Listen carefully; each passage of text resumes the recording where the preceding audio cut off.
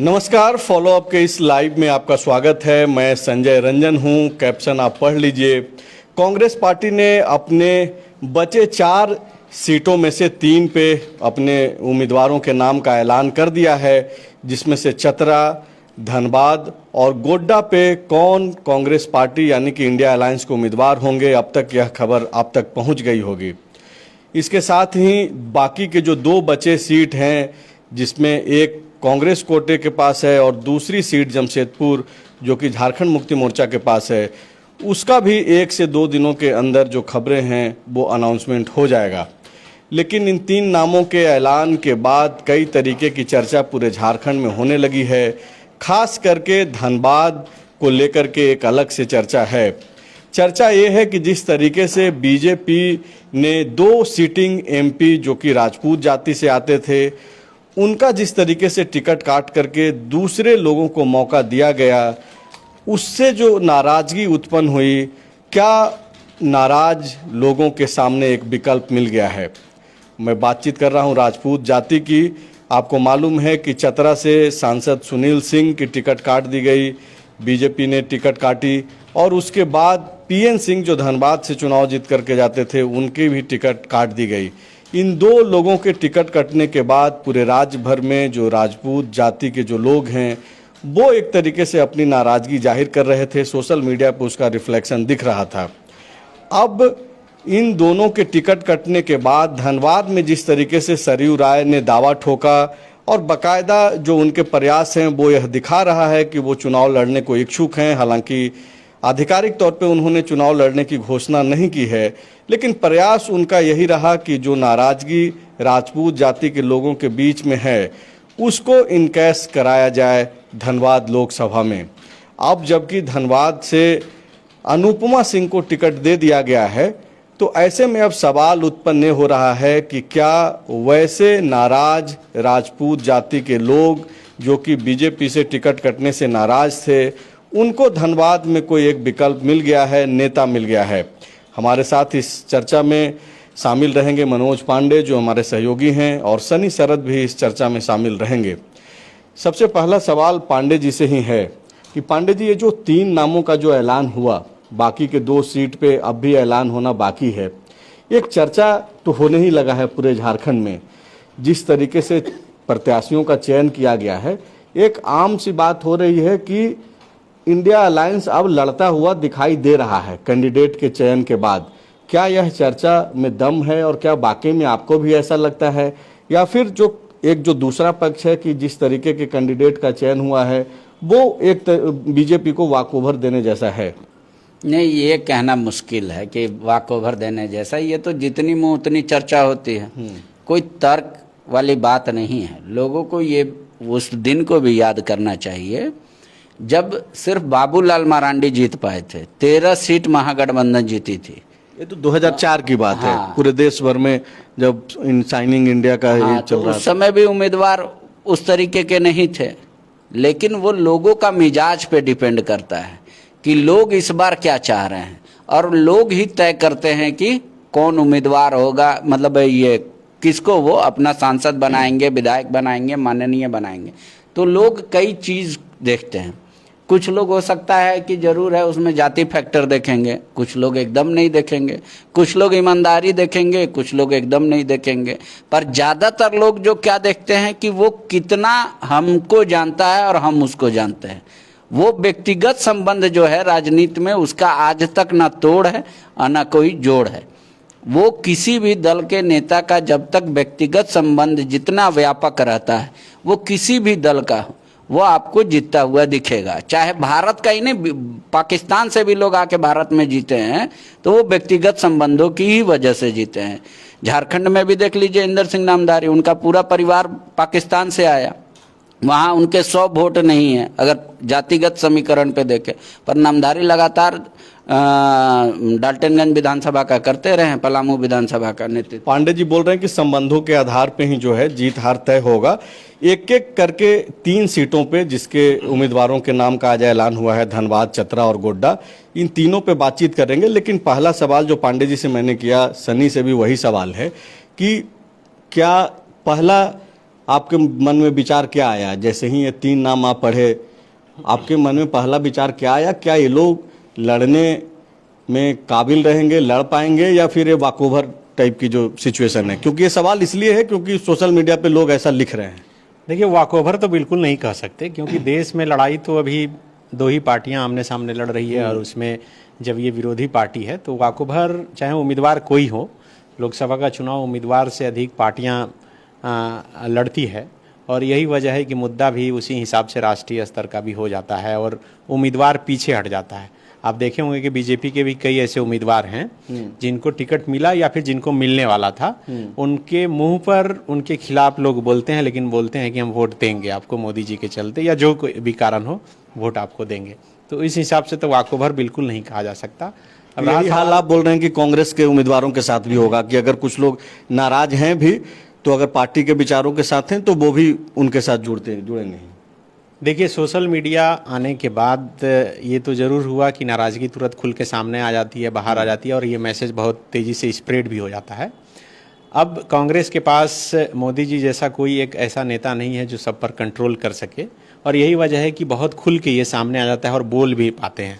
अभी देखिए कि जैसे ही कैंडिडेट के उम्मीदवारों के नाम की घोषणा हुई, उसके बाद तुरंत इरफान अंसारी जो है लाइव आकर वो फिर बोलने लगे कि किस तरह से ये गलत हुआ, नहीं हुआ, क्योंकि सुबह से ही वो लगातार कह रहे थे।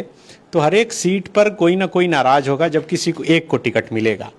अब सवाल है कि लड़ाई क्या पर्सनल है, या फिर लड़ाई जो राहुल गांधी या फिर तमाम विपक्ष के जितने देश के नेता हैं वो बोलते आ रहे हैं कि ये जो लड़ाई है ये अंतिम लड़ाई है, अगर इस बार हम लोग नहीं जीत पाए तो हो सकता है कि देश में चुनाव नहीं हो। अगर इस माइंडसेट के साथ, चूंकि ये तो लोकसभा का चुनाव है ना, ये विधानसभा या फिर कोई लोकल वैसा तो चुनाव नहीं है कि कोई पर्सनल खुन्नस निकालने के लिए किसी को हराया जाए और जिताया जाए। आपने सबसे पहला सवाल पूछा कि ये तीनों नाम सुनते ही आपके मन में क्या ख्याल आया। सबसे पहला मेरे मन में तो यही ख्याल आया कि पहले तो 2 महिला उम्मीदवारों को उतारा गया, चूँकि माना यही जा रहा था कि अगर धनबाद से, चूँकि नाम था अनुपमा सिंह जो स्वर्गीय राजेंद्र प्रसाद सिंह की पुत्रवधू हैं, बहू हैं, तो वो उनको अगर मिल जाए तो दीपिका पांडे को नहीं मिलेगा, लेकिन दीपिका पांडे को भी मिल गया और अनुपमा सिंह को भी मिल गया। तो कहीं ना कहीं देखिए, लड़ाई में अब जवाब देने के मूड में है विपक्षी पार्टियां, क्योंकि उधर से बीजेपी ने 3 महिला उम्मीदवारों को उतारा है, गीता कोड़ा, सीता सोरेन और अन्नपूर्णा देवी। तो इधर से भी 3 उम्मीदवार हो गए, एक अनुपमा सिंह, दीपिका पांडे और जोबा मांझी जेएमएम के तरफ से। तो लड़ाई तो अभी बराबर है उस हिसाब से, अगर आधी आबादी की लड़ाई की बात करें। अब रही बात आप अगर धनबाद की कर रहे हैं कि धनबाद से पहले गोड्डा पे बात करते हैं, क्योंकि इरफान की नाराजगी को जिस तरीके से आप रख रहे हैं, तो गोड्डा लोकसभा पे ही बातचीत करते हैं, क्योंकि सामने निशिकांत दुबे हैं। पूरे अगर झारखंड में सांसदों की अगर बातचीत करें तो सबसे ज्यादा जिनकी जिक्र होती है वो निशिकांत दुबे की होती है। और चर्चा ये थी कि राज परिवार जो बीजेपी में है, और माना ये जाता है और वो चीज़ें खुल करके भी आते रहती है कि निशिकांत दुबे से उनके जो संबंध हैं वो मधुर नहीं हैं और बहुत अच्छे संबंध नहीं हैं, खुल करके वो चीज़ें दिखती है। तो ये बताया जा रहा था कि राज परिवार हो सकते हैं, लेकिन कांग्रेस पार्टी के जो प्रदेश अध्यक्ष हैं, जैसा कि पांडे जी ने पिछले लाइव में कहा भी, कि वो लगातार यह प्रयास कर रहे थे कि जो कांग्रेस पार्टी के ही जो कार्यकर्ता हैं उनको ही मौका दिया जाए, जो पुराने नेता हैं उनको मौका दिया जाए। दीपिका पांडे उसमें सफल हो गई और पहली जीत उनको पार्टी में टिकट के तौर पे मिल गया है। निशिकांत दुबे के सामने जो चैलेंज देने वाली जो बात है, क्या दीपिका सक्षम है, वो चैलेंज दे पाएंगी, उस तरीके से वो लड़ पाएंगी कि जीत की ओर वो जाती हुई दिखाई दे पाए? देखिए, निशिकांत दुबे जब पहली बार चुनाव जीते तो करीब 6000 या 6400 वोट से वो चुनाव जीते थे, फुरकान अंसारी को उन्होंने हराया था। उसके बाद उस हिसाब से समीकरण बनते गया कि जीत का आंकड़ा बढ़ते गया। और रही बात पिछली बार जीत का, तो पिछली बार कहीं भी जीत का आंकड़ा देखिएगा तो वो बहुत ज़्यादा है। बीजेपी के जो भी उम्मीदवार रहे हैं उनका वो कारण सबसे बड़ा ये था कि पुलवामा अटैक होने के बाद 14 फरवरी 2019 के बाद देश का माहौल जिस हिसाब से बदला, तमाम मुद्दे गौन हो गए, तमाम ये गौन हो गया कि सामने कौन कैंडिडेट है नहीं है, एक तरफा टाइप से माहौल हो गया, और वो इसीलिए है कि उतना लंबा गैप हो गया। अब रहा सवाल कि क्या दीपिका निशिकांत दुबे को चैलेंज कर पाएंगी या नहीं, चूंकि 3 बार से वो लगातार सांसद हैं। दीपिका पांडे पहली बार ये लोकसभा के चुनावी मैदान में उतर रही हैं। अगर जो कोई भी खुद को वहाँ पर उम्मीदवार मान रहा था या मान रहा है अभी तक, वो अगर खुलकर सपोर्ट करे तो मुझे लगता है कि बिल्कुल निशिकांत दुबे को चैलेंज कर सकती हैं। और रही बात प्रदीप यादव का, तो ये तो बिल्कुल साफ है और हम लोग भी पहले भी चर्चा कई बार कर चुके हैं कि प्रदीप यादव के नाम पर मोहर लग ही चुकी थी। लेकिन ये जो केस वाला मामला आया उसके बाद कोर्ट का जिस तरह से बयान आया कि आप मेडिकल रिपोर्ट जो है वो जमा कीजिए, नहीं तो आपके खिलाफ ये हो सकता है। और आप समझिए कि जब प्रदीप यादव का नाम लगभग फाइनल हो गया तो दीपिका पांडे गोड्डा छोड़ चुकी थी। वो तो उत्तराखंड में सब प्रभारी हैं, वहाँ पर प्रचार प्रसार जो है कांग्रेस का उस हिसाब से कर रही थी। लेकिन अब उस परिस्थिति में इन्हें फिर से उम्मीदवार बनाया गया, तो मुझे लगता है कि प्रदीप यादव भी अब इनके साथ होंगे और उनके समर्थक भी इनके साथ होंगे। तो आप जातीय समीकरण के आधार पर भी देखिए कि दीपिका पांडे तो ब्राह्मण हैं और शादी जो है उनकी हुई है वो ओबीसी जाति में, उनके पति हैं जो जमशेदपुर में जॉब करते हैं, महागामा विधानसभा क्षेत्र के रहने वाले हैं। तो अब निशिकांत दुबे के अगेंस्ट में जो कोई भी खड़ा अब तक हुआ, चाहे वो प्रदीप यादव हो, फुरकान अंसारी हो, तो एक जो वर्ग है वो पूरा उनसे कटा रहा। तो उसे कैसे ये जोड़ पाती हैं? शुरुआती दिनों में दीपिका पांडे देवघर और पोड़ैया हाट गोड्डा के इलाकों में कई सभाएं कर चुकी, कई लोगों से, छोटे छोटे समूहों से मुलाकात कर चुकी हैं और अपना समीकरण भी देख चुके हैं कि कहाँ से उन्हें मदद मिल सकती है, कहाँ से बढ़त मिल सकती है। तो उस हिसाब से अब चूँकि निशिकांत दुबे वोकल हैं, वो सोशल मीडिया पर खुलकर बातें लिखते हैं, माइक पर बोलते हैं, तो बहुत सी बातें बोलते हैं, तो दीपिका पांडे भी वोकल हैं, तो लड़ाई तो मुझे लगता है कि मजबूत होगी। अब देखना है कि क्या होता है चुनाव में। तो दीपिका भी वोकल हैं और निशिकांत दुबे को तो हर कोई सुन रहा है, हर दिन सुनता है, एक्स पे पोस्ट के जरिए, फेसबुक पे पोस्ट के जरिए या फिर अखबार टीवी के जरिए। लेकिन एक और वोकल व्यक्ति हैं जो नाराज हैं, जैसा कि सन्नी भी बोल रहे हैं, और बाकायदा गोड्डा की जो चर्चा की शुरुआत हुई वो इरफान अंसारी से ही हुई।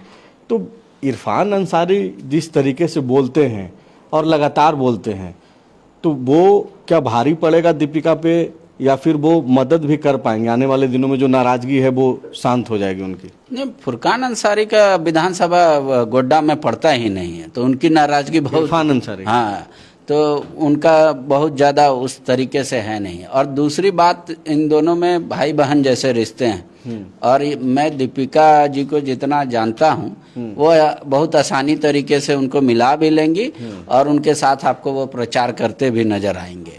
उस कला में दीपिका जी तेज हैं, इसमें कहीं किंतु परंतु नहीं है। लेकिन अब ये है कि अगर आमने सामने की टक्कर है, जब तक तीसरा कोई कैंडिडेट नहीं उतरता है, तो मजबूत कौन और कमजोर कौन? तो ये आप समझिए, एक आदमी 3 साल के अपने काम तजुर्बा को लेकर उतर रहा है, तो 3 साल का एंटी इनकम्बेंसी भी लेकर उतर रहा है। 3 बार का सांसद, हाँ, 3 निशिकांत दुबे की बात कर रहे हैं। और एक आदमी जो आ रहा है मैदान में अभी, उसके पास बोलने के लिए बहुत कुछ है, सुनने के लिए उसके पास कम है। कभी उनसे सवाल उस तरीके से नहीं होगा। और वोकल भी है, वोकल भी हैं और हर कला में वो माहिर हैं। जो राजनीति की कला होती है उस हर कला में माहिर हैं। आपको याद होगा कुछ दिन पुराना वीडियो, जब दीपिका जी एक सड़क पे कीचड़ से नहा रही थी, तो काफी पुराना वीडियो। हाँ, तो उस तरीके के काम, या फिर कांग्रेस पार्टी के साथ जैसे उनका रहता है। अब रहा बात भूमिका सिर्फ प्रदीप यादव की, क्योंकि वो पिछड़ों का वोट लेते रहे हैं।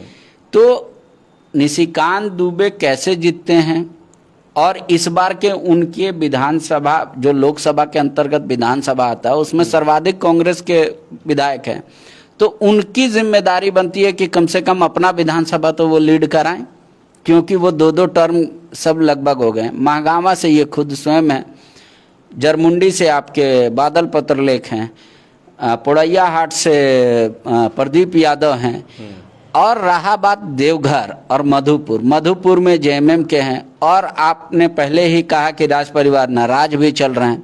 तो इनके अलावा ऐसे कई लोग हैं जो बीजेपी में निशिकांत दुबे के वर्किंग स्टाइल को पसंद नहीं करते। तो लेकिन निशिकांत दुबे में एक चीज़ और है कि वो पैरेलल 2 टीमों को दौड़ाते हैं। एक तो बीजेपी का जो संगठन तय करता है वो तो तय करता ही है, उनका ड्यूटी लगता ही है।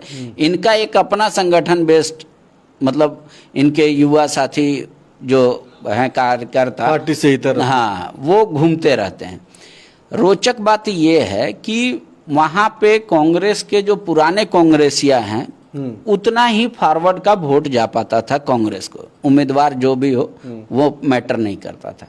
दीपिका के आने से उसमें गेन होगा क्या? यही एक सवाल, चूंकि आप उसी बात पे आप आ रहे हैं, ये जो कांग्रेस पार्टी या फिर इंडिया अलायंस जिस तरीके से दीपिका पांडे सिंह को आगे रख करके जो पेश करना चाहती है, एक परसेप्शन क्रिएट करना चाहती है कि नाम में इनके पांडे भी है, सिंह भी है, और जाहिर सी बात है कि पांडे लगा हुआ है तो अपर क्लास से हैं, ब्राह्मण जाति से आते हैं, और जिस जाति में इनकी शादी हुई है वो ओबीसी कैटेगरी से आते हैं। तो ये जो दो चीज़ें एक साथ जुड़ी हुई है दीपिका पांडे के साथ, क्या इसका बेनिफिट्स मिल पाएगा वाकई में ग्राउंड पे, और वहाँ के जो ब्राह्मण जो वोटर हैं या फिर जो ओबीसी वोटर हैं अपने हिसाब से अलग करके देख पाएंगे, या फिर ये भारी भी पड़ सकता है, नुकसान भी हो सकता है? नहीं, इसका तो निश्चित तौर पे फायदा मिलेगा। दीपिका को जिस परिवार में शादी हुई है उनके ससुर का भी एक विरासत है, उसका भी लाभ मिलेगा। दूसरी बात आपको बता देते हैं, जो आपको देखना होता है कि कई तरह की ऑडियो वीडियो वायरल होती है, तो कमिटमेंट लोगों का आकर्षण अपने नेता के प्रति क्या कम होता है या क्या होता है, उससे नापा जाता है।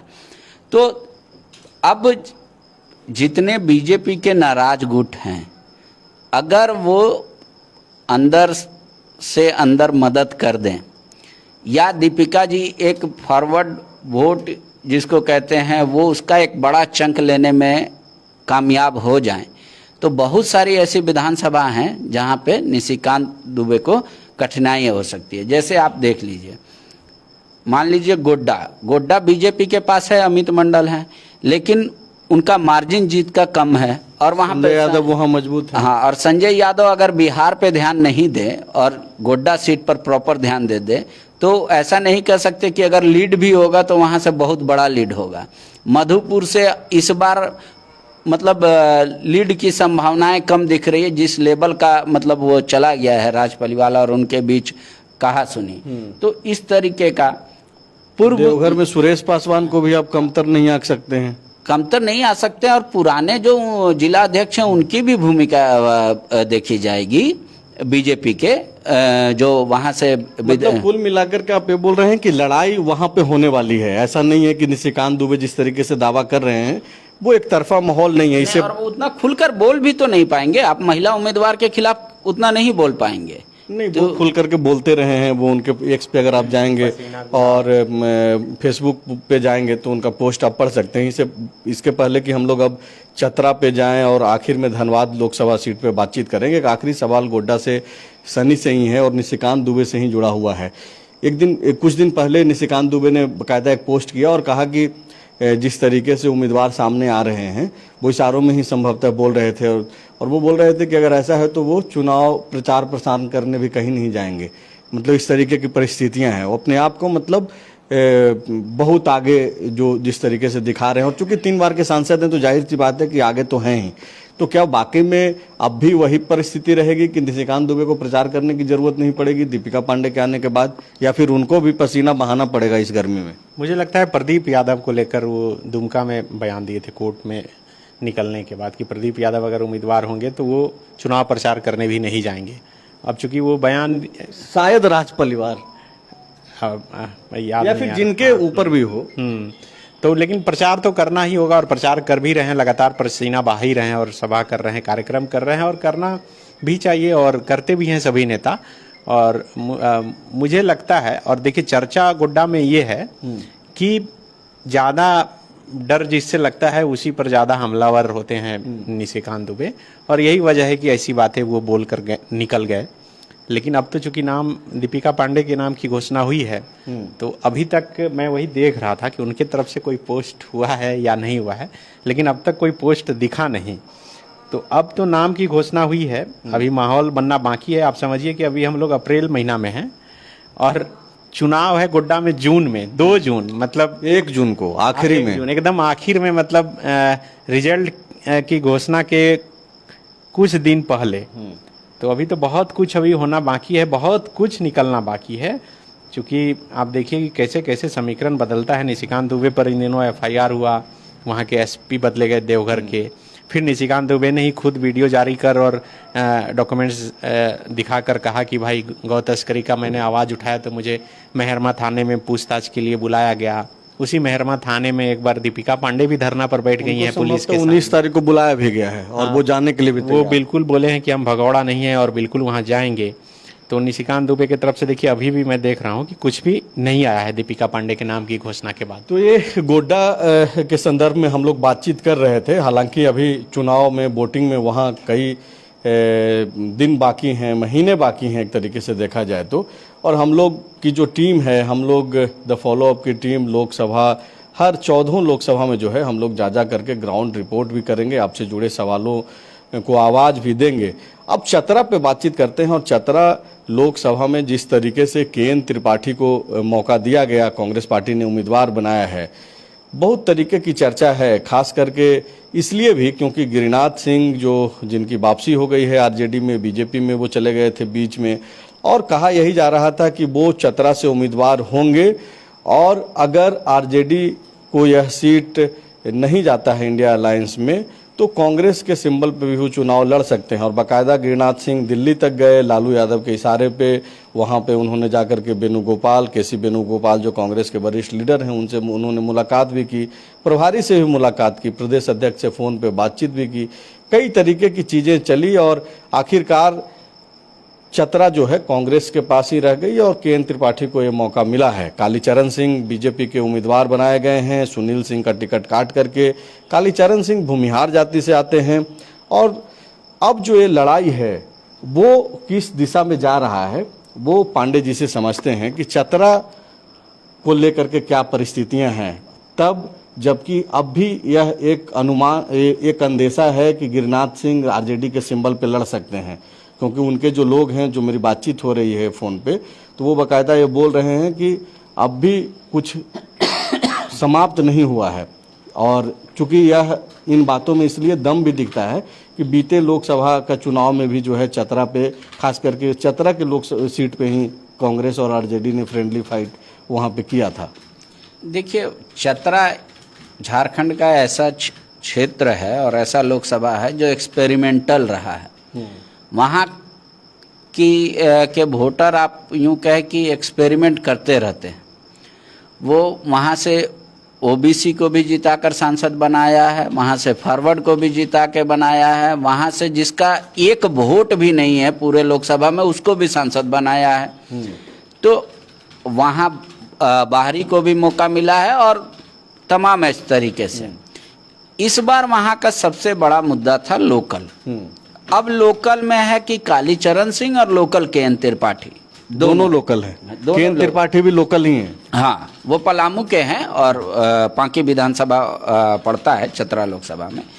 तो अब आप देखिए कि अब तो कोई ये नहीं कहेगा कि इस मोहल्ला का है या इस प्रखंड का नहीं है तो इसलिए हम नहीं देंगे, या मतलब तो स्थानीय उम्मीदवार का जो एक क्वेश्चन था उसको हल कर लिया है एनडीए ने भी और इंडिया अलायंस। हाँ बिल्कुल। अब वहाँ के वोटरों के पास क्या है, वहाँ के वोटरों के पास वो जाहिर तौर पे बात है कि वो नाराज थे पूर्व सांसद से कि वो आते नहीं हैं या बाहरी हैं, इस तरीके का तमाम चीज़ आरोप लगते। नए जो व्यक्ति आए हैं ये बहुत पुराने कार्यकर्ता हैं, लेकिन वहाँ की पब्लिक तो उनको भी सांसद बनाई है जिसको कभी देखा नहीं है। तो और ये या तो नॉमिनेशन के दिन देखा है, वैसे लोगों को भी वहाँ से सांसद बनाया गया है। तो अब जब अगर गिरिनाथ सिंह आएंगे तो अगर आते हैं, हाँ, तो भूमिका क्या होगी वहाँ के वोटरों की। तो वहाँ के वोटर हमको नहीं लगता कि जाति फैक्टर पे बहुत ज़्यादा असर कर देगा। क्यों? क्योंकि इससे पहले भी 19 में आरजेडी वहाँ से लड़ी और इंडिया भी महागठबंधन भी लड़ा, लेकिन कांग्रेस मनोज यादव लड़ हाँ, लेकिन वहाँ पे यादव वोटर एक अच्छी संख्या में है, लेकिन वो आरजेडी के तरफ शिफ्ट नहीं हुए। और आप ऐसे भी कह लेंगे तो झारखंड के मतलब यादव वोटर ऐसा नहीं है कि आरजेडी जिधर चली गई या उधर चले गए, ऐसा नहीं है। झारखंड के वोटर कैंडिडेट के हिसाब से तय करते हैं कि करना क्या है। हाँ, तो अब सवाल ये उठता है कि वाकई में क्या ये स्टेप आरजेडी उठा सकती है। अगर वो स्टेप उठाती है तो निश्चित तौर पे इंडिया अलायंस कमजोर हो जाएगा। अगर वो स्टेप नहीं उठाते हैं तो उसके बाद उनकी भूमिका क्या रहेगी? क्या उनकी भूमिका यही रहेगी कि जो वहाँ पे जातिगत समीकरण है उसको साधा जाए? क्योंकि वो भले ही फॉरवर्ड जाति से आते हैं गिरिराज सिंह, लेकिन वो आरजेडी का मतलब उन पे एक सिंबल है। प्रदेश अध्यक्ष रह चुके हैं। और अगर राजपूत जाति की भी बात करें तो चतरा में राजपूतों की संख्या तकरीबन 1,60,000 70,000 के आसपास है। तो मैंने कहा ना कि वहाँ पे सिर्फ उम्मीदवार राजपूत हो, इसको लेकर वोट कभी नहीं किया वहाँ के लोगों ने। तो वो एक फैक्टर है कि अभी भी वहाँ पे जो है आपको, अगर जब तक इनकी एंट्री नहीं हो जाती, या कह रहे कि आप जैसे अपने सूत्रों के अनुसार कि ऐसी संभावना प्रबल है कि संभावना है, हाँ, मतलब ये दावा अभी नहीं किया गया, लेकिन उनके लोग ये बोल रहे हैं कि जिस तरीके का उनका मन है हो सकता है। और चूंकि पहले ऐसा हो गया है चतरा में, तो इसलिए इस आशंका को पूरे तरीके से फिलहाल तो खारिज नहीं किया जा सकता। लेकिन अगर इंडिया इंटैक्ट की बात करें तो ये संभावनाएं थोड़ी कम हो जाती है। गिरिराज सिंह की भूमिका दोनों लोकसभा पर, पलामू लोकसभा पर और चतरा में भी देखने लायक होगी कि गिरिराज सिंह करते क्या हैं। अगर गिरिराज सिंह सिर्फ प्रचार करेंगे तो उनको दोनों जगह वक्त देना पड़ेगा, और दोनों जगह उनका अपना कुछ वोट बैंक है, इसमें कहीं किंतु परंतु नहीं कहा जा सकता। अगर उसको वो टर्न अप कराएंगे तो निश्चित तौर पे केंद्र त्रिपाठी को फायदा होगा, और वो अच्छी खासी वहाँ पे भी आपको लड़ाई देखने को मिल जाएगी। और रही बात कि भले ही चुनाव प्रचार के दौरान आपको लड़ाई देखने को मिल जाए, लेकिन जब रिजल्ट आता है तो डिफरेंसेस भले अधिक हो जाते हैं। आप 19 का भी तय कीजिए, कहीं से नहीं लग रहा था कि एक तरफा हो रहा है। पर एक बार बार जो सनी एक चीज को दोहराते हैं कि चूंकि 2019 में पुलवामा हो गया और सारे मुद्दे जो है गौन हो गए और पुलवामा ही मुद्दा रहा। लेकिन अगर आप 2014 के बाद का जो भी चुनाव, स्टेट इलेक्शन देखें, या फिर 19 का जो चुनाव हुआ, या फिर अभी 2024 का जो लोकसभा चुनाव चल रहा है, 2014 में ही सिर्फ एक बार जो है बीजेपी ने मुद्दों के आधार पे चुनाव लड़ा, और बाकायदा उसमें बहुत हुई महंगाई की मार, बेरोजगारी की मार, और कई सारे मुद्दों को जो है गिनाया गया, और उसके बाद जो है वो बीजेपी सत्ता में आई। लेकिन जीतने के बाद से तो मुद्दे तो ऐसे भी गौन हो गए हैं। मोदी का जो प्रभाव इस कदर अंतिम लोग तक पहुंच गया है, जो गांव दराज में जो लोग रहते हैं वो भी सीधे मोदी की बात करते हैं। तो मुद्दे तो तब भी गौन थे, इस बार भी गौन है। तो सिर्फ क्या यह मान लेना कि 2019 के समय में पुलवामा हो गया और भावुकता में, इमोशन में देश बह गया और वोट ज़्यादातर बीजेपी को मिल गया और मार्जिन का अंतर जो है बहुत बड़ा रहा, 24 में भी तो वही परिस्थितियां हैं। मुद्दा तो मोदी ही है, बाद बाकी लोग दूसरा कुछ भी कहते रहें। नहीं, ये कहना सिर्फ ये गॉसिप है। अगर पुलवामा ही मुद्दा रहता तो क्या हुआ राजमहल में, क्या हुआ चाईबासा में? वहाँ क्या वो मुद्दा नहीं था? वहाँ के लोग सीटों को छोड़ दें तब की बात हो रही है ना। 543 तो नहीं, आप हर जगह देखिए 14 और 19 का इलेक्शन बीजेपी के को ज्यादातर वोटरों ने बीजेपी को पसंद किया, इसलिए उम्मीदवार जीते। अब रहा मुद्दों की बात, तो मुद्दा हर जगह पहले भी था, अभी भी है, लेकिन वोटिंग के समय वो मुद्दा रहता है या नहीं, ये इम्पोर्टेंट है। तो वो किसको बजाना है? देखिए, दरअसल होता क्या है, जब आप मोदी या उनकी टीम की तरफ से या कोई प्रचार करने आएगा तो राज्य सरकार के पास इतनी बड़ी उपलब्धि नहीं है कि जिसको सामने रख के प्रत्यक्ष कहे कि ये हमारी उपलब्धि है। अगर आप कह रहे हैं कि नौकरी नहीं दी है मोदी, तो कहेंगे 4.5 साल में आपने कितना दिया? हम तो 17 लाख का डाटा दे रहे हैं कि ठीक है 17 लाख दी है। तो ऐसे कई कारण है। बोले महंगाई आप खूब बढ़ी है, तो बोले आपने रिलीफ पहुंचाने के लिए क्या किया? तो हर नेता एक दूसरे की सच्चाई और हकीकत जानता है, और ये वोटर भी जानते हैं। आज क्यों नहीं महंगाई के नाम पे इतनी भीड़ हो रही है, रैलियां हो रही है जो 2014 में हो रही थी? क्यों? क्योंकि वोटर समझ गया ठग बीजेपी भी रही है और ठग कांग्रेस भी रही है। वोटर तो उस तरीके से देखता है ना कि हमारी समस्या को सिर्फ एड्रेस करना और समस्या का सॉल्यूशन करना, दोनों अलग अलग मुद्दे हैं।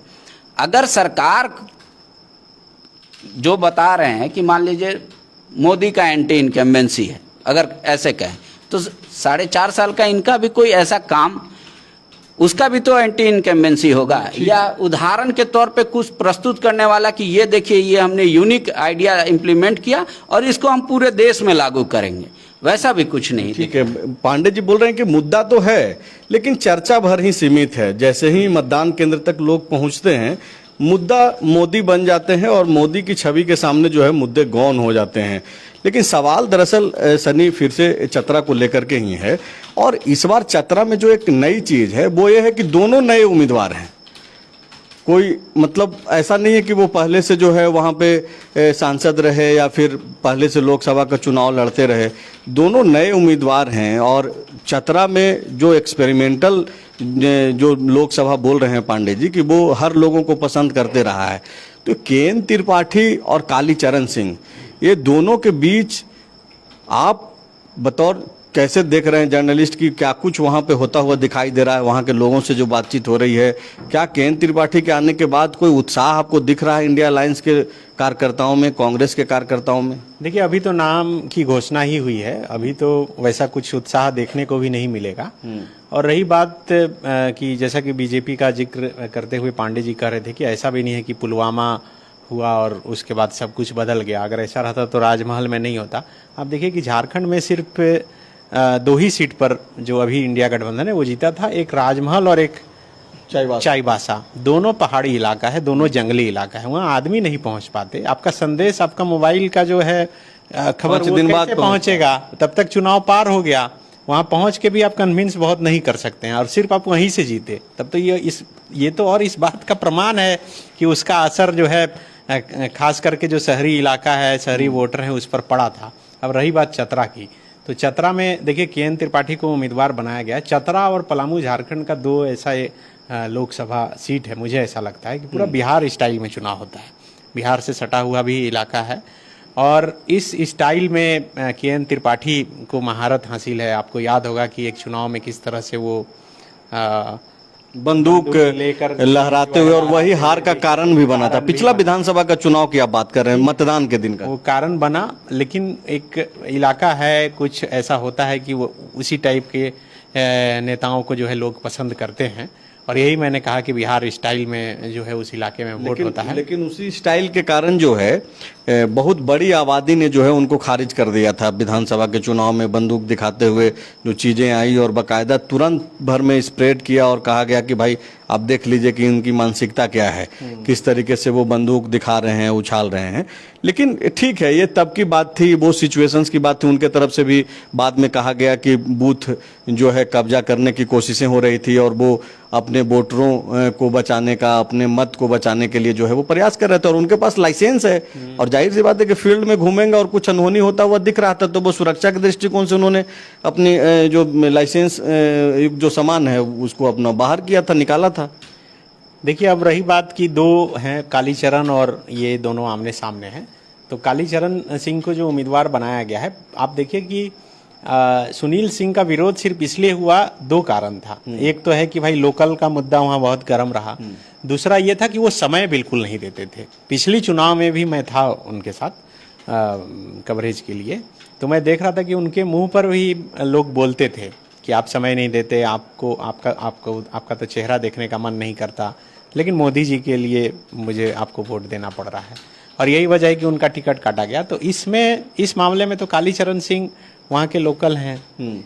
त्रिपाठी जी भी अगर उस हिसाब से देखिए तो लोकल हैं या नहीं है, ये तो समीकरण फिर निकाल कर उनका देखना होगा। तो पांडे जी बोल रहे हैं, तो अब जब बोल रहे हैं तो ऐसी बात नहीं है, बिल्कुल लोकल ही है। हाँ, तो लोकल हैं। तो इस मामले में तो दोनों बराबर हो गए। प्रॉपर ये तो नहीं होगा कि चतरा बाजार का कौन है। चतरा लोकसभा में आते हैं कि नहीं आते हैं, तो चतरा लोकसभा में ही उनका घर है। तो इस हिसाब से तो दोनों बराबर हो गए। अब इसके बाद और क्या कुछ वहां पर रहता है समीकरण, ये भी देखना होगा। आप अगर देखिए पार्टी के हिसाब से देखिए, अगर राजद, जैसा कि गिरिनाथ सिंह का नाम अभी भी चल रहा है, हो सकता है कि वो फिर से चुनावी मैदान में अगर आ जाए पिछली बार की तरह, जिस तरह से पिछली बार मनोज यादव और सुभाष यादव दोनों मैदान में थे। और यही वजह है कि सुनील सिंह को बहुत फायदा हुआ और करीब 3.5 लाख के मार्जिन से जीत गए। लेकिन आप उससे पहले देखिए, झारखंड अलग होने से पहले और झारखंड अलग होने के बाद, यानी कि 1999 और 2004 दोनों में राजद उस सीट से जीतते आई है। उसके बाद 2009 में जो है निर्दलीय इंदर सिंह नामदारी जीते। उसके बाद 14 से जब से मोदी की लहर रही, तब से भाजपा वहाँ से 14 और 19 में जीती है। लेकिन अभी कहा जा सकता है कि एक मौका है टक्कर देने की। ये 3.5 लाख का जो मार्जिन था, वो मार्जिन तो जरूर कम होगा। अब कम होगा या फिर उस मार्जिन को उलट देंगे, अब तो ये चुनाव में पता चलेगा। लेकिन अगर पिछली बार की तरह सीन बना, चूंकि गिरिनाथ सिंह को लाकर जिस तरह से फिर से राजद ने वो सीन क्रिएट राजद की तरफ से किया जा रहा है, या फिर कोई भी चाहता है कि उनके पार्टी का उम्मीदवार हो, लेकिन मुझे लगता है कि जिस तरह से देश का मिजाज है और देश में विपक्षी पार्टियां एकजुट हो रही है, मुझे लगता है कि उस सीट को सुलझा लिया जाएगा। लेकिन दूसरे राज्यों में भी कई सीट हैं जो उलझ गई हैं, तो इस सीट को कैसे सुलझा पाते हैं। अगर यहाँ सुलझा लेते हैं तो समझिए कि एक बड़ी लड़ाई ये जीत जाएंगे और बहुत मजबूत मुकाबला हो सकता है चतरा में भी।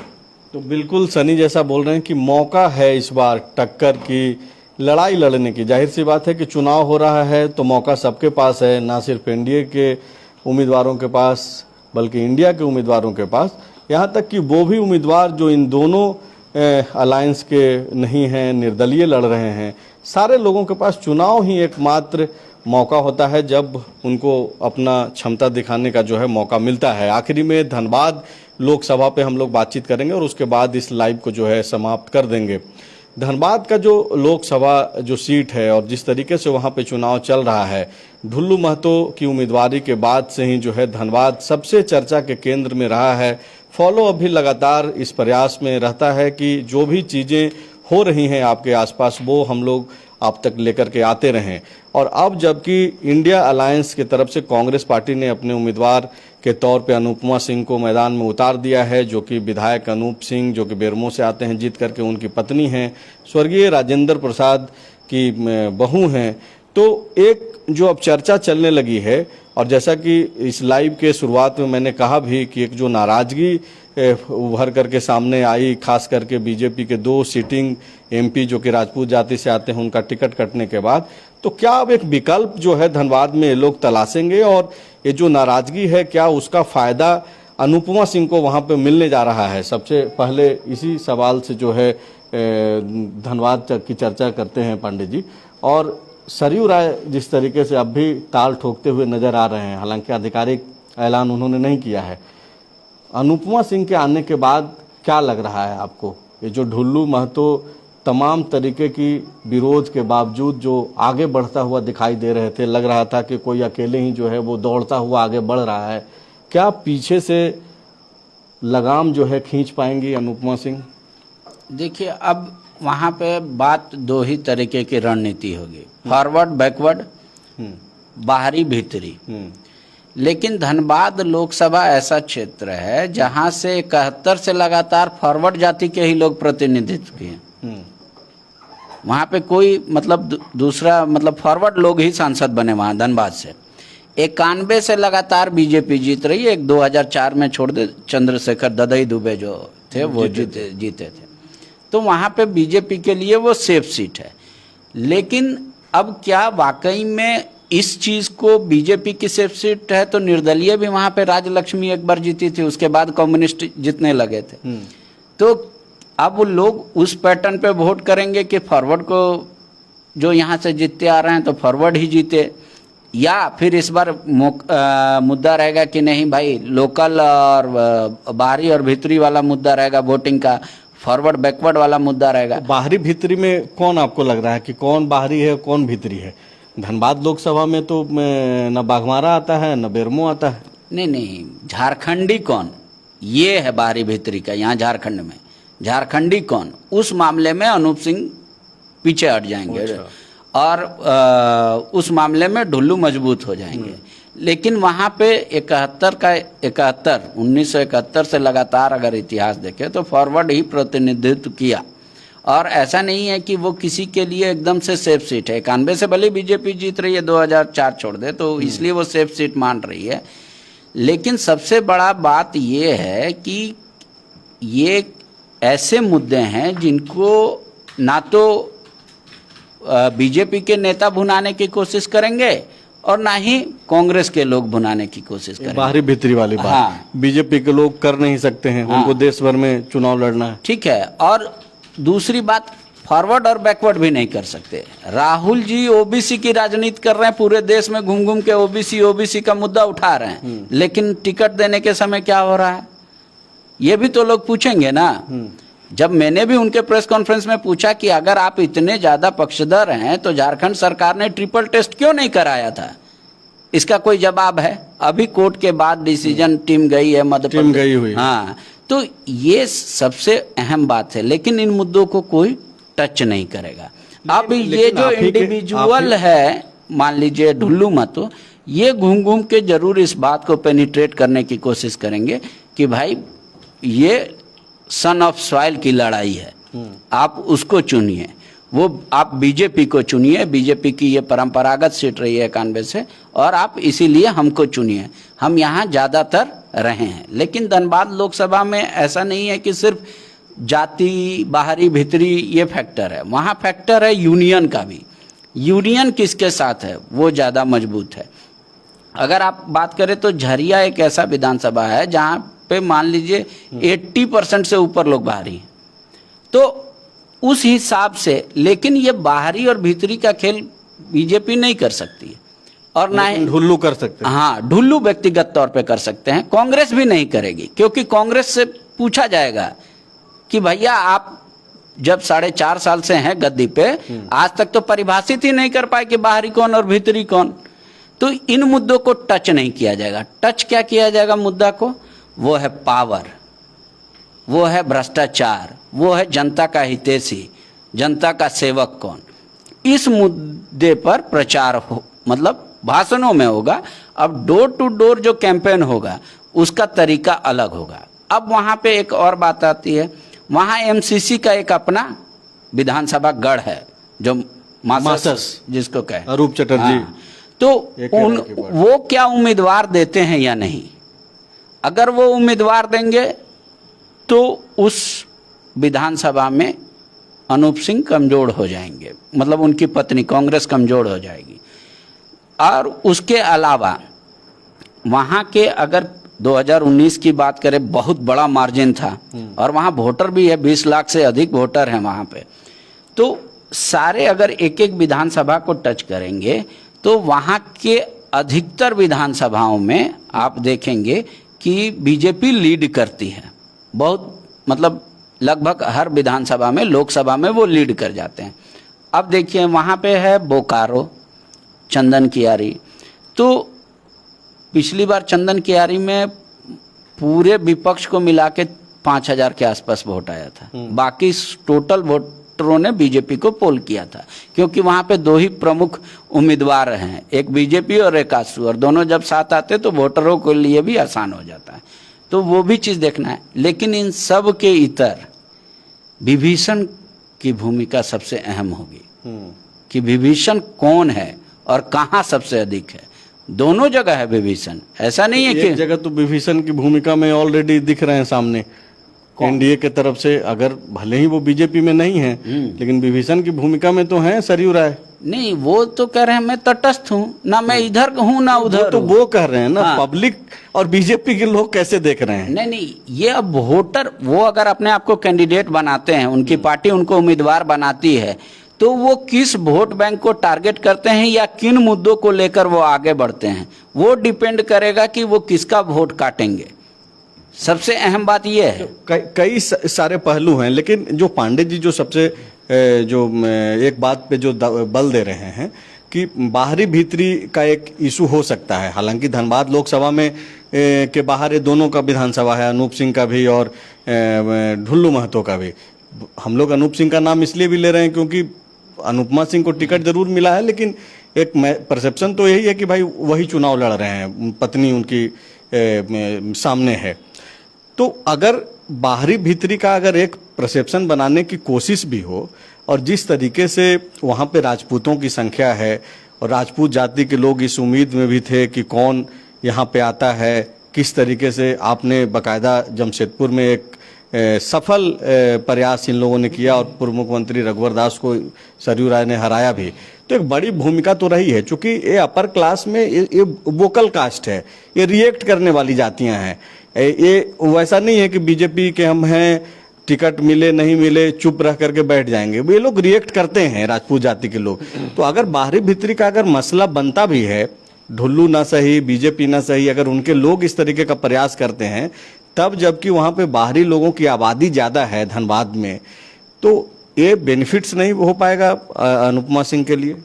देखिए, बाहरी भीतरी का जहाँ तक सवाल है, आपने कहा कि दोनों तो बाहर के ही हैं, तो लोकसभा वाइज के हिसाब से देखिएगा तो बाहर के हैं, लेकिन ढुल्लू महतो का बागबारा में है घर और वो जिला धनबाद में ही आता है और ये बेरमो के हैं। लेकिन ये बाहरी भीतरी सिर्फ उस बाउंड्री का नहीं, बल्कि एक स्टेट की जो लड़ाई उसी इलाके से शुरू हुई, भाषा आंदोलन और बाहरी भीतरी का आंदोलन, ये धनबाद में इसका और इसलिए जिक्र होने लगा जब सरयू राय अटैकिंग मूड में आ गए और वो अटैक करने लगे, तब ढुल्लू के समर्थकों की तरफ से कहा जाने लगा कि सरयू राय हमेशा पिछड़ों पर ही अटैक करते हैं, पिछड़ों के खिलाफ ही बोलते हैं और बाहरी भी हैं, इसलिए यहाँ नहीं चलेगा।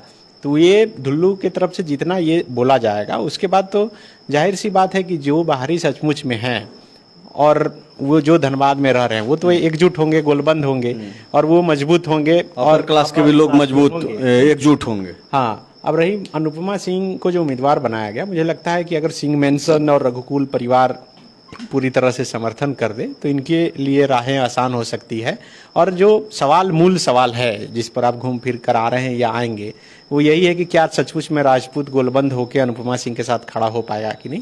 तो उसका जवाब वही है कि अगर रघुकुल और सिंह मेंशन दोनों मजबूती के साथ खड़ा हो जाए तो, चूंकि देखिए अनूप सिंह भले ही इस बार अभी बाय इलेक्शन चुनाव जीते, लेकिन दोनों भाई बहुत लंबे समय से पॉलिटिक्स में रहे हैं और उससे भी बड़ा कद और राजनीतिक अनुभव बिहार के समय से ही रहा है। उनके स्वर्गीय पिता राजेंद्र प्रसाद सिंह, उनका एक नाम है, तो उस नाम पर भी लोग कहीं ना कहीं जुड़े हुए हैं और वो भी शुरू से यूनियन से जुड़े हुए थे। पांडे जी बिल्कुल सही बोल रहे हैं कि यूनियन की भी एक अहम भूमिका है वहाँ पे, तो यूनियन के हिसाब से भी लोग गोलबंद होंगे, तो मुझे लगता है कि उस हिसाब से तो फायदा होगा। अब ये तो बिल्कुल सही बात है कि ढुल्लू महतो के लिए बहुत राहें आसान नहीं होने वाली है। आप देखिए कि पीएन सिंह झारखंड में सबसे अधिक वोट से जीतने वाले कैंडिडेट थे, 4,90,000 वोट से वो जीते थे ये चुनाव। तो अब पीएन सिंह बीजेपी के कैंडिडेट थे, लेकिन वो पीएन सिंह थे, तो अब सिंह जब इधर आ गए हैं तो वो क्या सिंह वोटर उधर जा रहे हैं या फिर नहीं जा रहे हैं, या फिर क्या बीजेपी के वोटर अभी भी ढुल्लू महतो के साथ रहेंगे। तो मुझे लगता है कि जो नाराजगी शुरू में देखने को मिली थी, कुछ लोग बोल पा रहे हैं, कुछ लोग का बयान सामने आ पा रहा है, लेकिन नाराजगी अंदर भी है, कुछ बोल भी नहीं पा रहे हैं। तो मुझे लगता है कि कुल मिलाकर अनुपमा सिंह के लिए मुश्किल भी नहीं है और आसान भी नहीं है। लड़ाई तो बहुत मजबूत है, वो भी तब जब आप वैसे सीट के उम्मीदवार बनी हैं जहां से सबसे अधिक मार्जिन से बीजेपी के उम्मीदवार चुनाव जीत कर आ रहे हैं।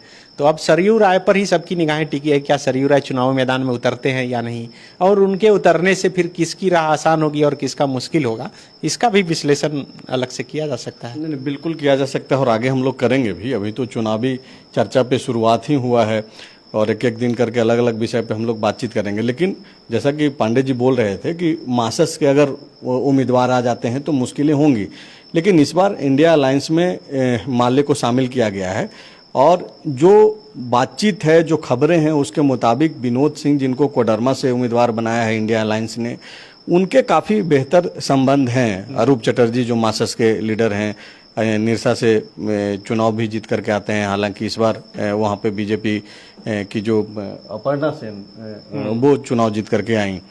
तो माना ये जा रहा है कि ये सारे लोग जो है इस प्रयास में है कि इंडिया अलायंस के लोग ज़्यादातर जीत करके जाएं तो इस तरीके की चीज़ें सामने नहीं हो। तो अगर मासस अपना कैंडिडेट नहीं देता है, रविंदर पांडे जिस तरीके से कांग्रेस पार्टी के दफ्तरों में जाकर के टिकट के लिए गुहार लगाते रहे, हालांकि उनको टिकट नहीं मिली, टिकट तो अनुपमा सिंह को मिल गई और वो पीएन सिंह से भी जाकर के मिले, तो बहुत सारे तरीके से जो है अलग अलग की चर्चा है।